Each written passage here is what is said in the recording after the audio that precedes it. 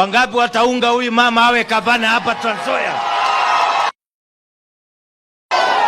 Atiko mtu ati ya Trans Nzoia. Huyo mama anatosha atoshi. Aendelee asiendelee? Alete kuleta wageni? Haya tulieni hao watu wengine hapa kwanza. Unajua leo nitaomba Badri hapa aombe huyu mama. Kwa sababu huyu mama anapishana na yule mtu hataki maendeleo Trans Nzoia. Na mimi nataka huyu mama alete maendeleo Trans Nzoia. Alete ama asilete? Aendelee asiendelee?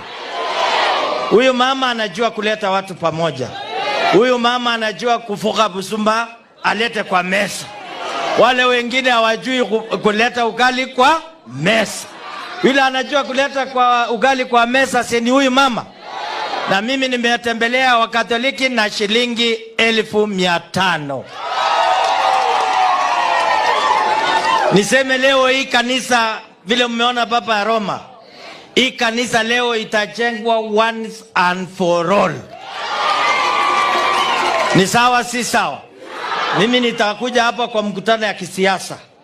Tukae huko nje. Tukarakasane na wale wengine.